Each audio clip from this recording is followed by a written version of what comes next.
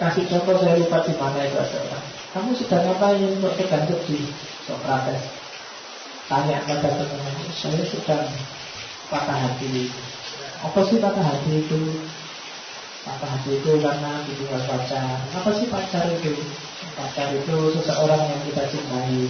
Cinta itu apa? Jadi pokoknya stres kamu kalau ketemu Sokrates. Sampai kamu menyimpulkan bahwa ya jangan-jangan saya ini nggak patah hati ya. Jangan-jangan sampai gitu. Ini cuma cengeng aja, ini cuma itu gayanya Sokrates. Apa sih ngaji filsafat itu? Ngapain sih kamu ngaji filsafat?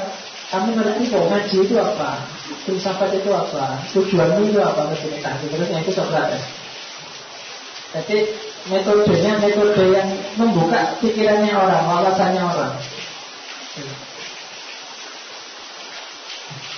Jadi dia kelompok skeptis. Dia selalu menguji yang namanya common sense. Itu yang bikin dia disebut orang yang merusak cara berpikirnya anak muda. Karena negara itu biasanya nggak suka yang merusak-merusak. Orang disuruh mapan, pokoknya ini sudah baik, ini sudah bagus, jangan ngeritik. Itu kan negara dan masyarakat. Dan itu yang diserang oleh Sokrates sehingga dia dihukum oleh penguasa, disuruh minum racun. Meskipun kalau dia mau sebenarnya bisa saja dia tidak jadi dihukum. Kalau dia mau ngaku salah ya sudah, ya tidak akan dihukum. Itu saat itu juga dihukum. Di penjara itu penjaranya dibuka. Kalau dia mau lari, lari aja anytime. Mau yang jaga juga hormat sama dia. Pemerintah juga hormat sama dia. Hanya karena resiko konstitusi dan beberapa orang yang tidak suka sama dia. Maka dia bilang, kalau saya ngaku bahwa saya salah atau saya lari hari ini, maka besok orang tidak akan ada yang percaya dengan yang saya omongkan. Maka dia lebih memilih minum racun. Itu Sokrates. Jadi ini agak dahsyat karena kalau kalian setuju dengan skeptisisme dan kalian mau bersifat kritis dan skeptis, itu hati-hati ya, di masyarakat bisa. Tapi ya, harus begitu. Kalau nggak gitu masyarakatnya nggak naik kelas. Sudah sampai besok ya kayak gini aja Indonesia. Kalau nggak ada yang berani bertanya, mempertanyakan, kemudian merumuskan hal-hal baru yang lebih bagus dari yang kamu lihat hari ini. Itu skeptisisme. Metodenya Sokrates sering disebut metode maiotika. Maiotika itu metode bidan yang membantu perempuan melahirkan. Jadi analoginya ke sana karena bagi Sokrates pikiran itu harus muncul dari diri orang sendiri. Orang yang pintar, orang yang tahu kebenaran, otomatis dia akan jadi orang baik. Itu teorinya Sokrates. Meskipun kamu mungkin gak setuju, sekarang banyak orang pintar tapi kok jelek, nah, itu berarti dia bunuh diri. Kenapa? Kalau kamu tahu yang baik dan tidak melakukan yang baik, itu siksaan tersendiri buat kamu. Harusnya orang tahu yang baik, tahu yang benar, itu melakukan yang baik dan benar. Tapi kalau kamu keluar dari situ, biasanya kamu sendiri tersiksa. Kamu tahu bahwa bolos itu jelek, dan ketika kamu nekat bolos itu biasanya kamu kan tersiksa. Aduh, jangan-jangan itu ngapain tadi bolos ini, kamu tersiksa. Maka orang pintar, orang yang bijaksana itu otomatis dia orang yang baik secara sosial dan secara moral. Kalau tidak, itu berarti dia bunuh diri, bahaya buat dirinya sendiri. Itu Sokrates. Saya tidak tahu kamu sering bunuh diri atau enggak. Ya. Tokoh selanjutnya dari selain Sokrates adalah Descartes. Tulisannya Descartes. Jadi Descartes yang punya rasionalistik fondasionalisme. Jadi dia meragukan, skeptisnya Descartes itu meragukan semua hal kecuali nanti satu, dan berpijak dari satu itu terus mencari hal-hal yang lain yang tidak meragukan. Yang pertama katanya Descartes, kita tidak bisa mempercayai indera kita. Contoh paling gampang kalau kita mimpi. Kalau kita mimpi itu, kalau kamu mimpi kan kadang-kadang Saya tadi mimpi dipukuli. Kamu juga merasa susahnya dipukuli, nggak enaknya dipukuli, sumpahnya dipukuli, bahkan sakitnya dipukuli. Kamu merasa. Tapi begitu bangun, nggak apa-apa ya. Indraku sering menipu. Saya tadi ngasih contoh banyak bagaimana indra menipu. Dari jauh kelihatan bersih, dari dekat kelihatan Jadi indra kita sering menipu. Nggak ada satupun konsep dari indra yang bisa dipercaya. Maka katanya Descartes, segala sesuatu layak untuk diragukan, apapun itu. Nah, terus meskipun demikian, seandainya segalanya harus diragukan, ada satu yang pasti. Yang pasti apa? Yang pasti adalah bahwa ada saya yang sedang ragu. Itu kan pasti. Jadi segala hal harus diragukan kecuali saya yang sedang ragu. Ini kan pasti. Kalau saya meragukannya nggak pasti, kan berarti nggak ada yang diragukan. Karena ada yang diragukan berarti pasti ada saya yang meragukan. Meragukan itu kan sama dengan berpikir. Saya ragu, masa kayak gitu, itu kan mikir. Jadi meragukan sama dengan berpikir. Dan kalau ada aktivitas berpikir, berarti ada orang yang mikir. Apa ada pemikirannya sendiri? Orangnya nggak ada. Kan nggak ada. Ada pikirannya kok, nggak ada orangnya, nggak mungkin. Pasti ada orang yang berpikir. Berarti apa? Ada aku yang berpikir. Sehingga kesimpulannya, aku berpikir maka aku ada. Cogito ergo sum. Itu konsep yang sangat terkenal dari Descartes. Aku berpikir maka aku ada. Jadi orang yang tidak mikir itu berarti tidak eksis.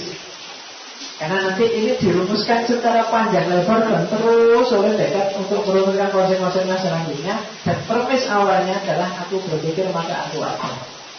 Karena pikiran-pikiran rasional ini nanti yang melanjutkan pemahaman tentang realitas. Tidak bisa dibalik. Biar tidak keliru. Karena indra tidak bisa dipercaya. Saya baru saja menerjemahkan buku tentang Descartes yang judulnya In Search of Myself. Jadi mencari jati diri. Novel, tapi agak menjelimet, agak rumit. Jadi novel yang sangat filosofis. Kamu membacanya nggak bisa sambil santai, harus sambil mengkerut, sambil ya karena bulat. Jadi ini ada filsafat mimpi, ada filsafat diri yang luar biasa.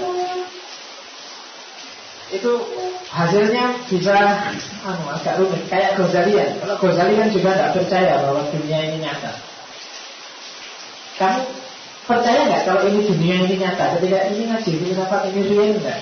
Kamu Pak real, Pak saya merasa real. Tapi gimana kalau tiba-tiba kamu bangun, ternyata ini mimpi. Mimpi kan juga gitu. Ketika kamu mimpi kan seolah-olah real kayak gini. Nyata loh. Kamu mimpi ketemu orang, kamu mimpi ketemu pacarmu yang lama, seolah-olah nyata. Tapi begitu bangun, ini ternyata cuma mimpi.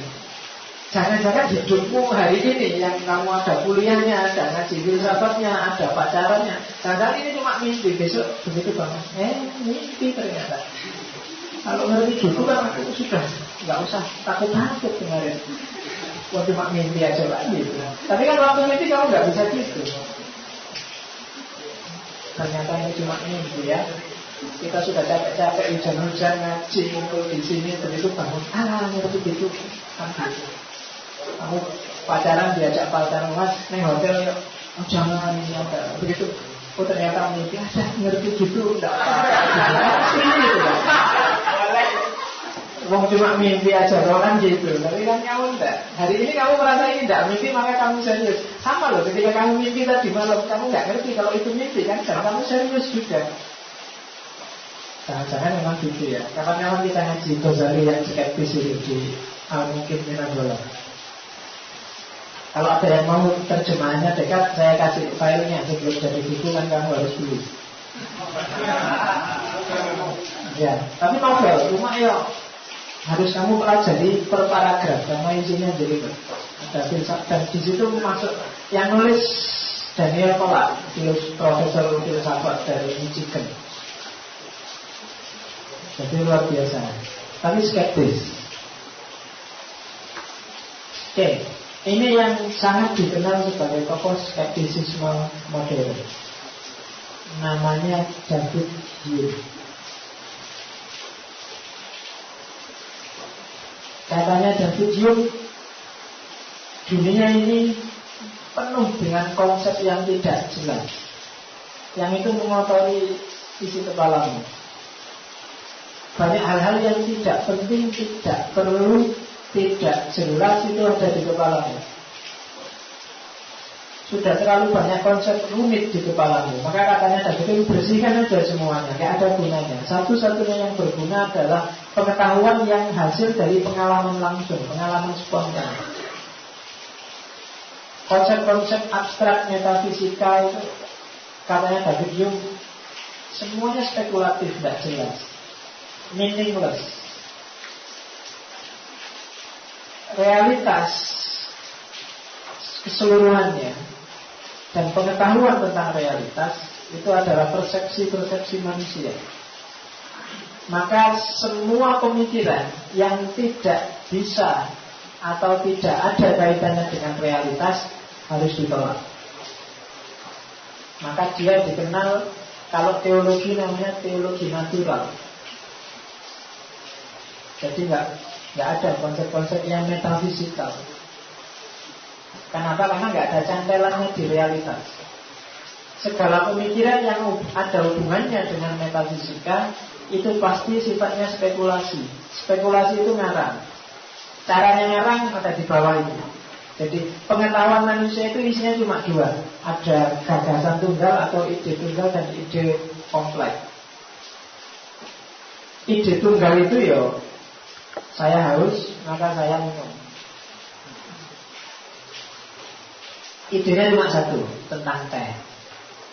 Tapi ide kompleks itu sesuatu yang gabungan dari ide tunggal. Jadilah ide kompleks. Misalnya tentang HP. HP ini gabungan dari ide tentang alat komunikasi plus alat senang-senang, maka ada gamenya, plus alat. Kamu biasanya HP-mu isinya apa? Titik-titik plus titik-titik. Jadi itu gagasan kompleks. Agama juga begitu katanya David Hume. Agama itu spekulasi. Cara orang berspekulasi dalam agama bikin gagasan kompleks. Sirotol mustaqim itu adalah rambut yang tajam, yang apa? Pokoknya kan gitu.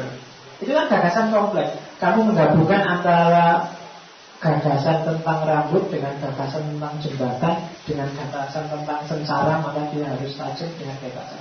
Maka jadilah gagasan kompleks. Saya sering mencontohkan gagasan kompleks itu kalau mungkin dulu sudah tak kasih contoh tentang gambaran tentang buruk. Ya kan? Kalau dalam agama kan orang gambar buruk itu kuda yang punya sayap, kemudian kepalanya perempuan cantik. Itu kan gagasan kompleks. Bahannya ada di sini semuanya. Cuma dari gagasan misalnya bahwa buruk itu adalah kendaraan yang dipakai Nabi waktu Isra Mi'raj. Maka terus kamu bayangkan kendaraan itu kalau di Arab zaman itu hanya ada dua. Kalau tidak kuda ya onta. Tapi kan cepat dia. Karena dia cepat maka dipakailah kuda. Maka buruk itu kuda badannya. Cuma dia bisa naik ke langit ke-7. Oh, sejago-jagonya kuda nggak akan bisa terbang. Untuk bisa terbang kasih sayap. Maka kudanya punya sayap. Tapi katanya buruk itu cakep karena dia termasuk golongan bidadari. Aduh, secakep-cakepnya kuda. Ya kan? Pikiran main kan, secakep-cakepnya kuda paling segitu. Udahlah dipotong aja kepalanya, ganti dengan kepala cewek cakep. jadilah bulog itu kuda punya sayap dengan kepala perempuan cantik dan dinaiki oleh Nabi ke Sidratul Muntaha. Itu gagasan kompleks. Surga itu mungkin kamu bayangannya kan juga gagasan kompleks. Surga itu temboknya dari emas. Nah, itu kan gagasan gabungan gagasan antara tembok dan emas. Terus di sana ada kolam susu. Itu kan gabungan antara gagasan tentang kolam dan gagasan tentang susu. Gagasan tentang kolam dan gagasan tentang madu. Gagasan tentang, makanya katanya David Hume, tidaklah agama itu spekulasi. Kamu menggambarkan agama itu sebenarnya bahannya itu empiris, dunia nyata hari ini. Orang menggambarkan surga itu kan bahannya peralatan tukang yang sekarang ada itu kan, ada gergaji, ada linggis, ada palu, ada itu kan. Di neraka sekarang sudah siap semuanya. Ya kan, itu kan gagasan hari ini, kamu dapatnya di sini. Kamu lihat peralatan tukang terus, wah saat besok di surga kita akan dipukul pakai palu, kita akan dipotong pakai gergaji. Itu kan gagasan hari ini. Kalau kamu nggak percaya, cermati satu-satu hal-hal eskatologis metafisik dalam agama. Semuanya bahannya pakai gagasan dari empiris hari ini. Besok kita akan ditimbang amalan kita. Begitu ada kata ditimbang, terus bayanganmu kan timbangan. Jadi besok waktu di mahsyar itu ada timbangan besar, kita ada di bawahnya, terus kan timbangan yang itu di kepala. Itu kan empiris dari gagasan kehidupanmu sehari-hari. Kalau saya bilang mahsyar kan bayanganmu alun-alun besar. Ya. Siapa yang bilang mahsyar itu alun-alun, peduli amat. Pokoknya ya mahsyar ya kayak gitu. Katanya buminya sudah hancur tapi masih sisa alun-alun yang namanya mahsyar. Itu gagasan kompleks namanya. Kita nggak tahu pastinya, maka bikin spekulasi-spekulasi. Maka kata David Hume, omong kosong. Yang seperti itu. Betul. Yang dasar lagi dari David Hume adalah dia tidak percaya dengan kausalitas dan tidak percaya dengan induksi. Kausalitas itu sebab akibat. Bagi David Hume, sebab akibat itu tidak ada. Yang ada hanya peristiwa A yang diikuti peristiwa B, itu aja. Kamu tak lempar HP, terus kepalamu benjol. Benjolnya kepalamu itu bukan disebabkan oleh lemparanku ini, tapi ada peristiwa yang berentetan. Ada peristiwa saya ngelempar HP, ada peristiwa kepalamu benjol. Tapi dia tidak sebab akibat. Kalau sebab akibat itu kan harus pasti terus gitu. Setiap kali tak lempar kamu benjol, setiap kali tak lempar kamu benjol. Kan nggak selalu, karena dilempar juga tidak benjol. Berarti ada peristiwa melempar, tapi tidak muncul peristiwa kepala benjol. Maka itu bukan peristiwa, hanya karena biasanya aja begitu. Maka orang bilang ada sebab akibat. Gara-gara senyummu hatiku meleleh, misalnya. Itu bukan sebab akibat. Jadi ada peristiwa kamu senyum dan terus selanjutnya lahirlah peristiwa hatiku yang meleleh. Kenapa nggak sebab akibat? Ya, karena kadang-kadang kamu senyum hatiku nggak meleleh. Jadi itu hanya peristiwa yang beriringan aja. Sama kayak Ghazali. Ghazali juga tokoh yang tidak percaya sebab akibat. Cuma kalau Ghazali cara berpikirnya beda.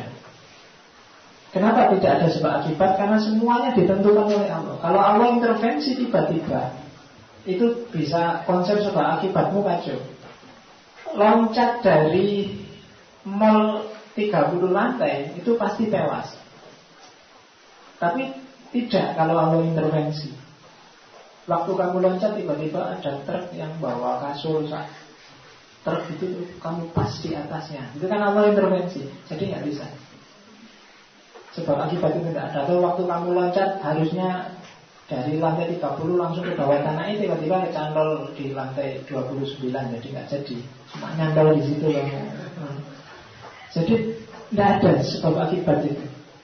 Bila. Jadi manusia hanya melihat urutan peristiwa.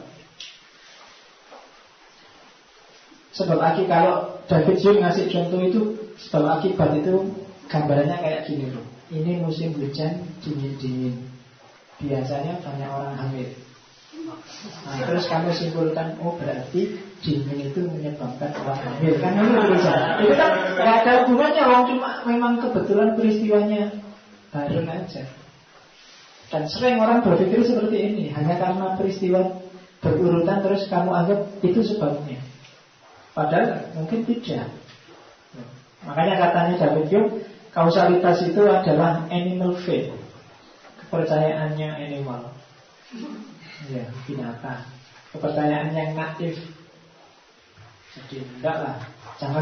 Jangan selalu berpikir seperti akibat karena David Hume. Itu hanya fakta A yang diikuti oleh fakta B. Itu aja. Dan dia juga tidak percaya induksi. Kenapa? Karena induksi itu tidak memadai untuk membuktikan kebenaran. Induksi itu gini loh. Dari peristiwa kejadian, kamu mati, dia mati, ini mati, ini mati. Terus kamu simpulkan, oh berarti semua manusia mati. Itu cara berpikir induksi. Bahwa semua manusia mati, iya. Tapi menyimpulkan seperti ini bagi David Hume keliru.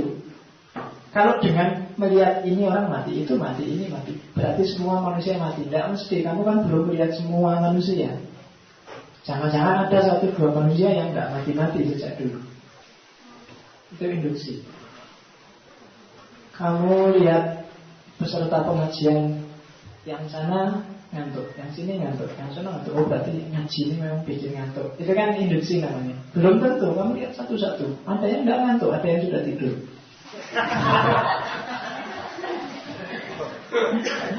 Ya, yang penting kan induksinya tidak benar. Induksi itu satu-satu harus. Jadi nggak mungkin orang bisa berpikir induktif.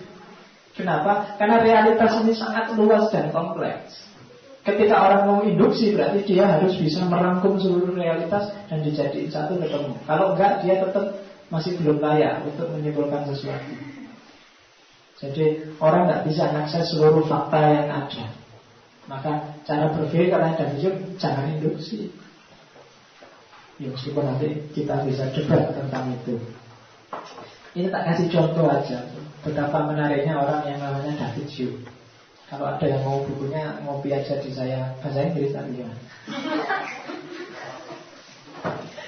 Jadi dia orang yang anti agama. Itu salah satu pandangannya aja. Dia tidak percaya dengan mukjizat. Itu aja. Alasannya dia yang pertama, mukjizat itu tidak pernah dilihat oleh orang-orang cerdas. Ya kan? Zaman Nabi dengan Quran, indah sekali Quran. Tapi sekarang mungkin biasa aja.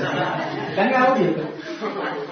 Nabi Musa, Nabi Isa bisa menyembuhkan orang sakit lepra. Sekarang banyak, cuma sakit lepra biasa.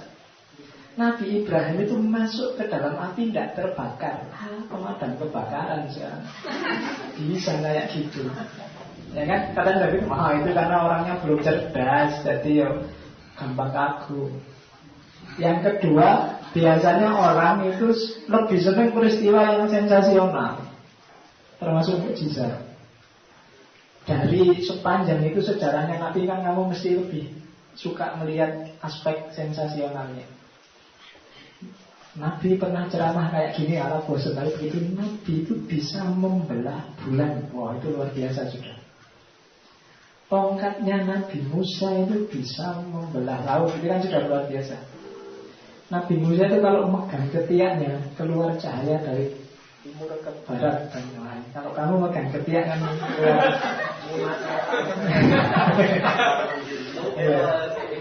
Ya coba nanti kamu coba, jangan-jangan kamu juga punya mukjizat. Keluar cahayanya. Nah, jadi orang karena suka yang sensasional terus di blow up. Ya kan? Jadi itu orang sering begitu. Dan kalau berita katanya, berita itu kan selalu berkembang. Misalnya berita tentang UFO. Sebenarnya orangnya cuma cerita, saya tadi melihat cahaya di langit. Terus beritanya, dia melihat UFO. Nanti temennya yang satu ganti lagi, dia melihat piring terbang. Yang satunya ganti lagi, dia melihat alien. Nanti yang terakhir bilang dia diculik alien. Padahal awalnya cuma lihat cahaya di langit, tapi beritanya terus berkembang jadi dia diculik alien. Dan itu katanya David Hughes kayak itu karakternya orang, termasuk dalam hal mukjizat. Kemudian mayoritas mukjizat terjadi ketika ilmu belum berkembang. Begitu ilmu berkembang dan rahasianya ketahuan, kan bukan mukjizat lagi. Oh iya, untuk mengobati lepra ya ada. Sekarang kita sudah ada obatnya. Jadi dunia sudah berkembang. Kemudian setiap agama punya mukjizat. Masing-masing mengklaim dirinya jago, mengklaim dirinya yang paling diridhoi karena punya mukjizat. Dan itu ya kalau masing-masing ya susah. Kalau mukjizat itu hanya ada di satu agama saja, yang lain nggak ada, kan berarti ini yang benar. Tapi semuanya punya mukjizat. Kalau itu dipakai sebagai bukti kebenaran ya berat. Saya zaman dulu di Iran ada teori bahwa mukjizat itu sebenarnya semuanya ilmiah, hanya prosesnya aja yang dipercepat. Kayak tongkatnya Nabi Musa jadi ular, itu ilmiah. Tongkat itu kalau ditaruh di tanah, dia akan jadi tanaman, nanti tanamannya punya buah, buahnya dimakan ular. Nah, tongkatnya jadi ular.